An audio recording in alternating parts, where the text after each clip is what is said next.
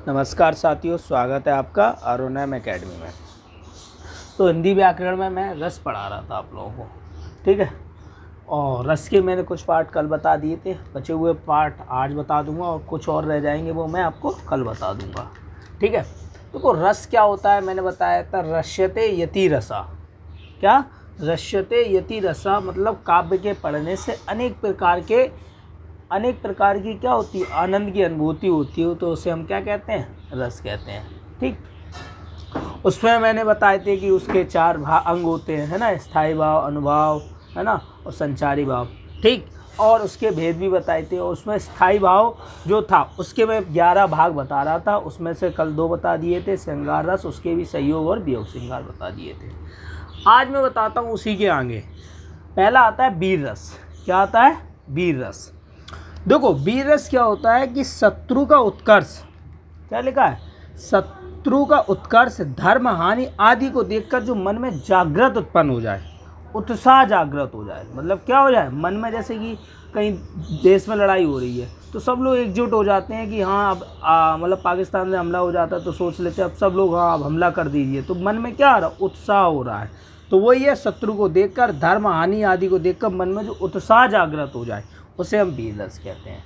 जैसे उदाहरण, वीर तुम बढ़े चलो, धीर तुम बढ़े चलो, सामने पहाड़ो सिंह की दहाड़ो, तुम कभी रुको नहीं, तुम कभी झुको नहीं, ठीक। क्या लिखा है? वीर तुम बढ़े चलो, धीर तुम बढ़े चलो, सामने पहाड़ो सिंह की दहाड़ो, तुम कभी रुको नहीं, तुम कभी झुको नहीं। तो ये किसका उदाहरण हो गया?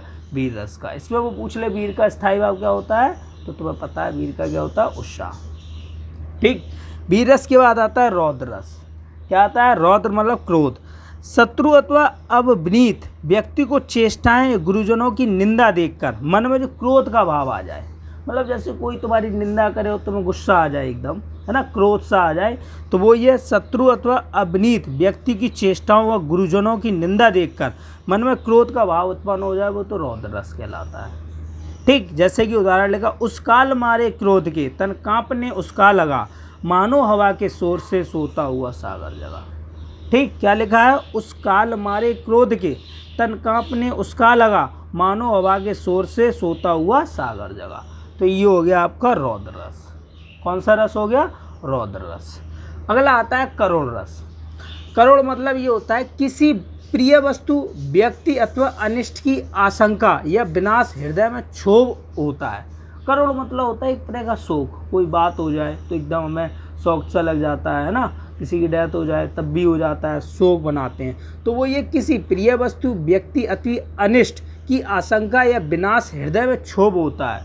क्या होता है? क्षोभ मतलब दुख होता है, तो वो कहलाता है करुण रस, ठीक। उदाहरण क्या है? हाय राम कैसे झेले हम अपनी लज्जा अपना शोक।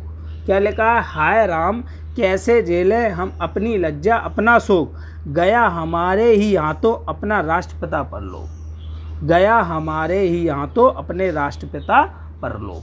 तो ये हो गया करुण रस। क्या उदाहरण? हाय राम कैसे झेले हम अपनी लज्जा अपना शोक, गया हमारे ही हाथों अपने राष्ट्रपिता परलोक।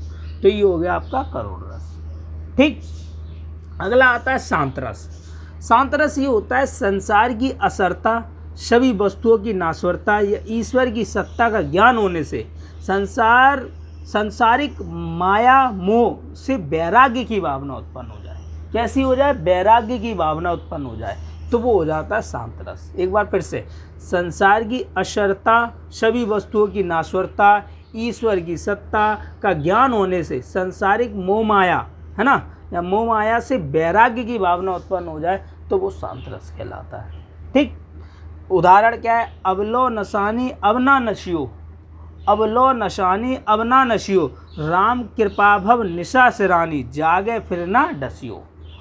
अबलो नशानी अब ना नशियो, राम कृपा भव निशा सिरानी, जागे फिर ना डसियो।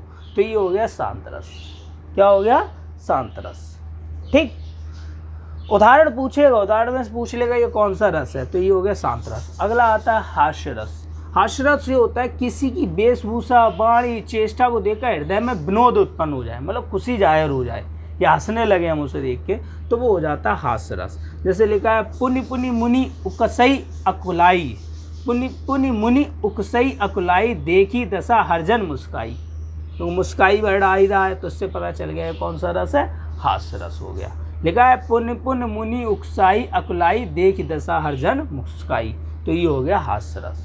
ठीक, कौन कौन से रस बताए? वीर रस बताया, शत्रु का उत्कर्ष या धर्म हानि आदि को देखकर मन में उत्साह जागृत हो जाए तो वो वीर रस हो जाता है। वीर तुम बड़े चलो, धीर तुम बड़े चलो, सामने पहाड़ो सिंह की दहाड़ो, तुम कभी रुको नहीं, तुम कभी झुको नहीं, तो ये वीर रस हो गया।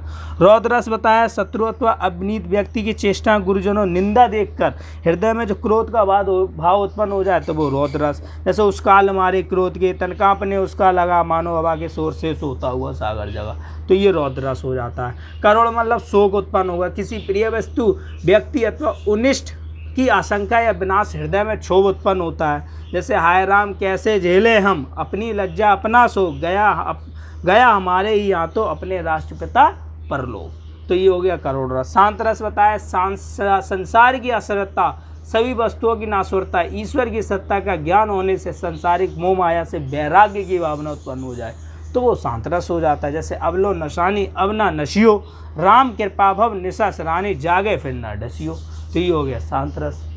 ठीक, अगला आता है हास्य रस। किसी की वेशभूषा वाणी चेष्टा को देखकर हृदय में विनोद उत्पन्न हो जाए तो वो हो जाता है हास्य रस। जैसे लिखा पुनि पुनि मुनि उकसई अकुलाई देखी दशा हरजन मुस्काई। ठीक, इस तरीके से कुछ जो थे टाइप मतलब उदाहरण वो मैंने ये बता दिए। कुछ रस के और बचे वो मैं कल, जो कुछ रस के अंग कुछ और बचे हुए हैं वो मैं आपको कल बता दूंगा। ठीक है, आज के लिए इतना ही। वीडियो को लाइक करते रहें, सब्सक्राइब करते रहें, ठीक है, और नोट्स बनाते रहें। ठीक है, धन्यवाद।